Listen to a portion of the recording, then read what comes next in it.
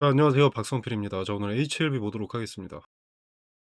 타이베이 미팅 일정조차도 알려주지 않는 게 이해가 되지 않습니다. 타이베이 요청을 받으면 14일 이내에 FDA 측에서는 미팅 허가 여부를 결정하고, 그리고 허가가 되면 요청 접수 후 30일 이내에 미팅을 잡는 것이 FDA 규정인 것으로 알고 있습니다.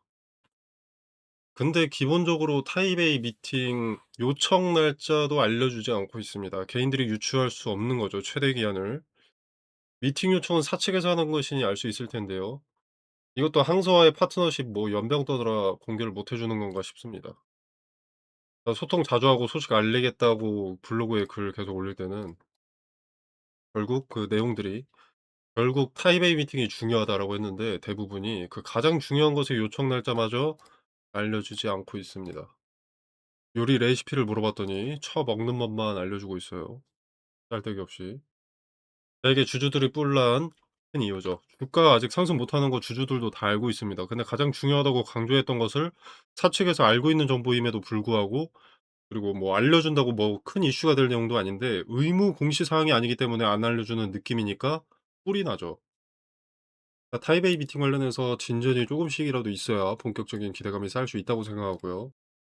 이 타이베이 미팅에서 뭔가 소식이 나오지 않는다면 여러분은 보수적으로 계속 접근하실 필요가 있습니다.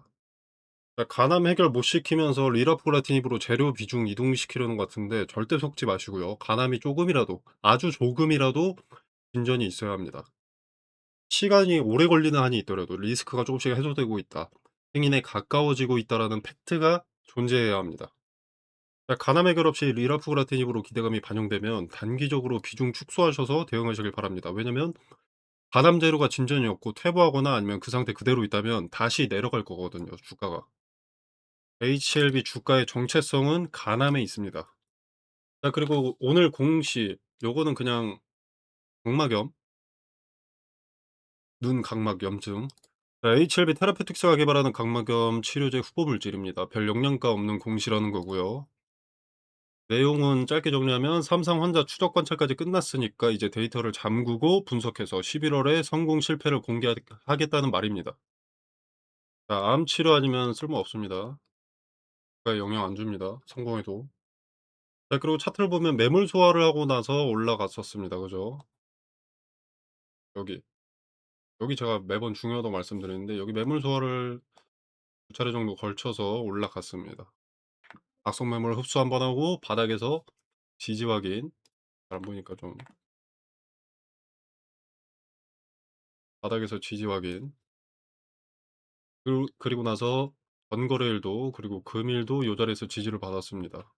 이 의미 있는 자리가 지켜진다면 크게 부정적으로 볼 것도 없고 지켜질 가능성이 높습니다.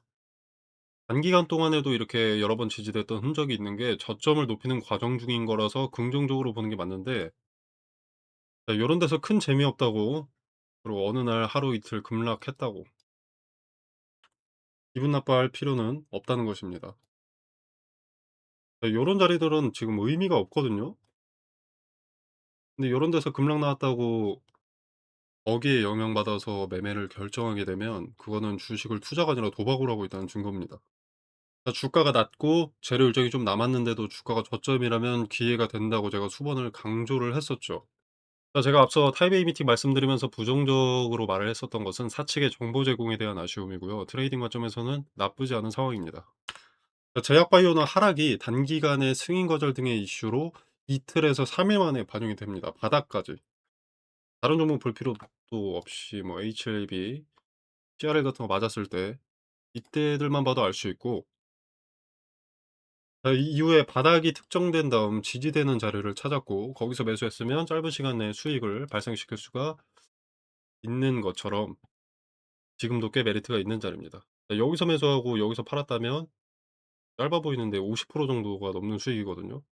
삼성과 하이닉스의 회복률이 약 30%인데 위에 물렸다는 이유로 분할 매수 안 하고 가만히 있는 자체가 '나는 기회가 와도 잡지 않는다.' 선언하는 꼴이거든요. 일론 머스크가 일자리를 제안해도 "나는 깜냥이 안 되니까 안 할게요."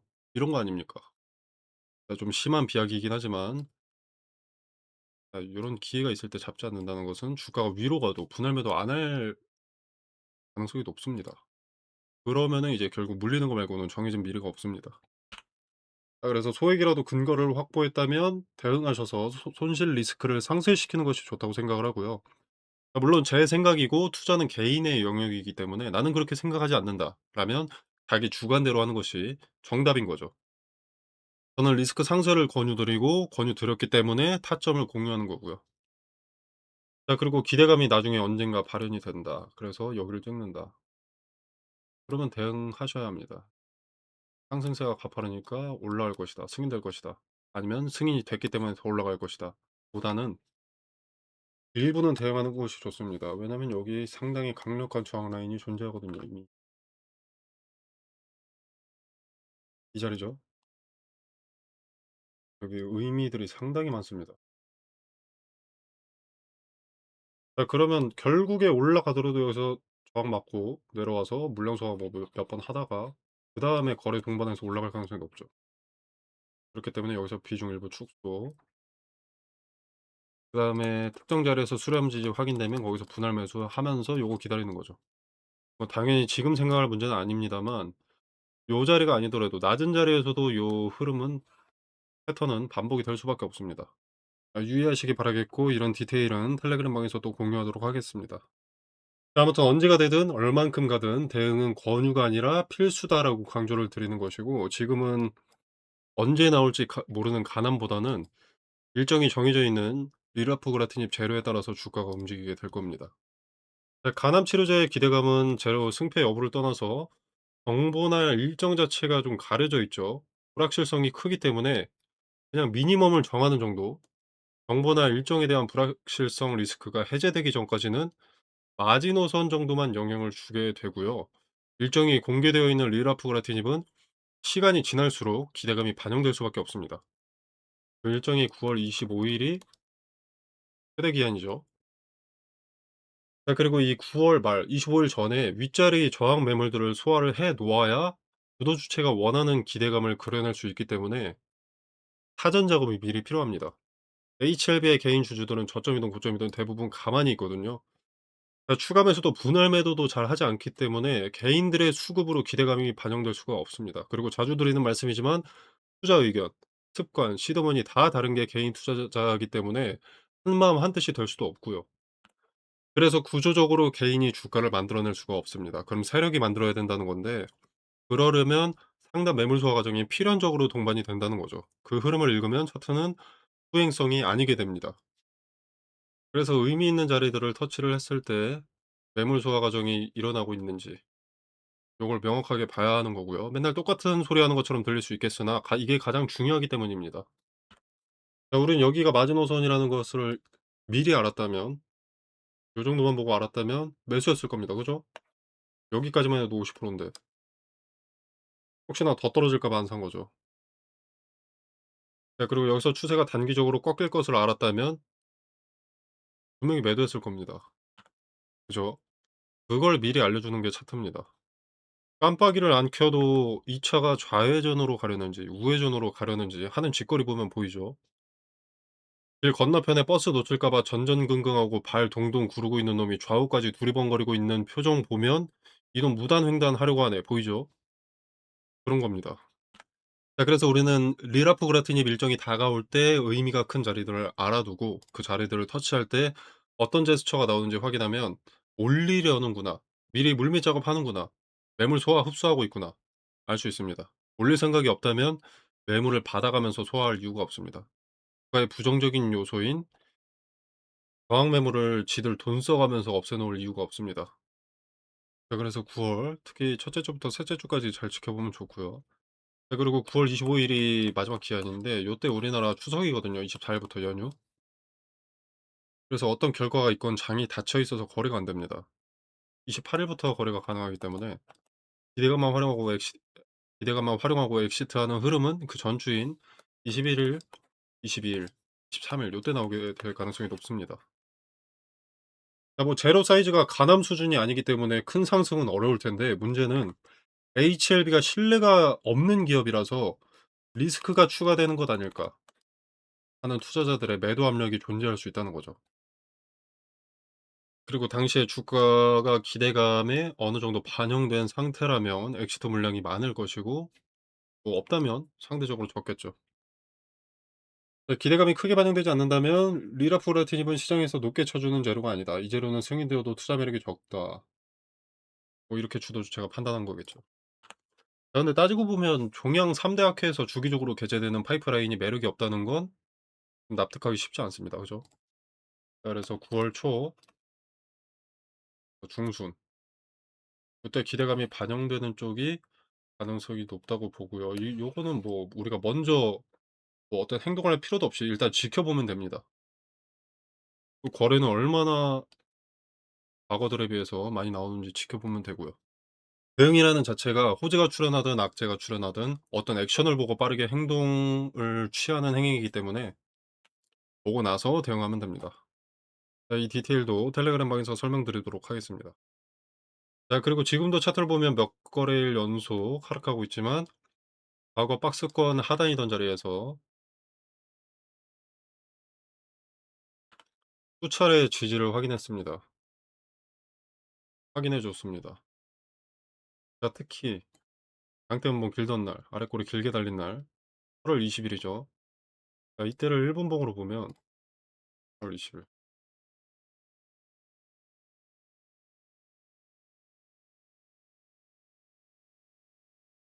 자, 가장 큰 하락에는 거래가 실려 있지 않습니다. 그렇기 때문에 요거는 허수로 보고요. 그다음으로 회복하는 과정, 즉 지지받는 시점에는 상당히 많은 거래가 실려 있습니다. 저점에서 말아 올릴 때 거래가 많이 실린 거죠. 네, 그리고 거래가 실릴 때의 가격은 저점 38,050 원대부터 고점 4,500 원까지. 자, 이걸 일봉으로 다시 보면 선을 하나 38,050 원이었죠.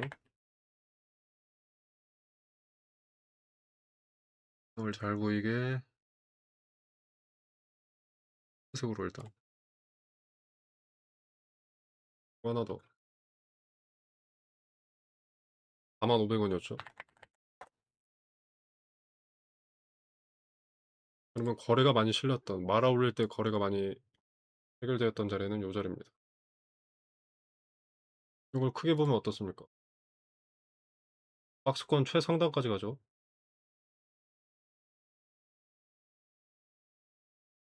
이게 원래는 올라가 있었기 때문에 지지가 강력해야 되거든요. 근데 이렇게 본전을 줬는데 매물이 나오지 않으니까 공포심을 동반해서 '매물을 뺏고 있다.' 요런 생각이 들고요. 그리고 아까 분봉에서 하락할 때 거래가 동반이 되어 있지 않기 때문에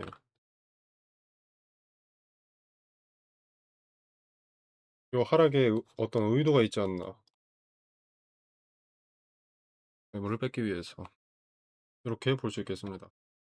네, 그러면 이제 과거에 있던 요 박스권 의미가 클 수밖에 없는 박스권 상단과 하단 매물을 다 장악을 했기 때문에 다시 올라가기는 수월하다. 의미가 큰 자리에서 지지를 해 줬고 거래 없는 하락으로 공포심을 줘서 물량을 확보했다. 자, 그래서 현 시점에서 가장 중요한 것은 차트에서 의미가 큰 자리를 알아보는 것과 의미가 큰 자리에서의 제스처를 알아보는 것 두 가지라고 생각을 하고요. 자, 가남 일정이나 리라프그라티니 기대감 반영은 우리가 뭘 할 수 있는 게 아닙니다. 가남 일정은 사측에서 공유를 해 줘야만 알 수 있는 정보고요. 리라프그라티니 기대감 반영은 세력이 돈을 장내에서 쓰느냐 마느냐로 알 수 있기 때문에 그 흔적을 보고 빠르게 쫓아가는 것이 유일한 것이자 가장 최상책이다라고 말씀드릴 수 있겠습니다. 네, 그리고 또 하나 강조드리고 싶은 게 "그럼 네 말대로 하면 가만히 있으면 나중에 오른다는 거 아니냐?"라고 할 수 있는데 올랐다가 다시 내려가죠. 애초에 기대감이라는 것은 일의 소모성의 성격이 강하고요. 시판되어도 담관함 시장은 규모가 작습니다. 이 리라프그라티닙은 담관함 때문이 아니라 적응증 확장이 매력인 건데 적응증 확장까지는 또 임상 등의 연구 개발이 필요하고 막대한 돈과 시간이 필요합니다. 그 긴 시간 동안 매력은 존재하지 않는 겁니다. 그리고 가남도 승인된다면 단기간 불같이 오르겠지만 실제 병원에서 흔히 사용되고 기술 수출, 이전 등의 계약, 마일스톤 지급, 판매 로열티 이런 게 꾸준하게 존재하는 것이 아닌 이상 다시 내려갑니다. 이 전제가 달성된다고 하더라도 달성하기까지 시간은 오래 소모될 수밖에 없고요.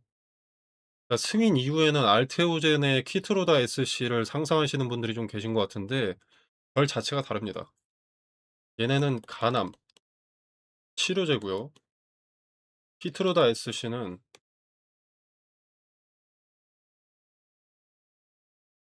정맥 주사를 피하 주사로 바꾸는 플랫폼 기술을 대형 제약사인 머크에 팔았기 때문에 엄청난 상승세가 있던 것이고, 요 시기에 대부분의 주사제를 피하 주사로 바꾸는 산업의 변형이 있던 때라 가능했던 거고, 관련 특허도 전 세계에서 비교될 만한 게 할로자인밖에 없었는데 이것도 이제 기한이 만료되면서 알테오젠이 유일한 뉘앙스죠. 정확하게는 제가 잘 모르는데 그렇게 알고 있습니다. 머크라는 대형 제약사가 키투로다라는 초대형 제품에 알테오젠의 피하 주사 제형을 장착해서 판매했기 때문에 발생한 일입니다.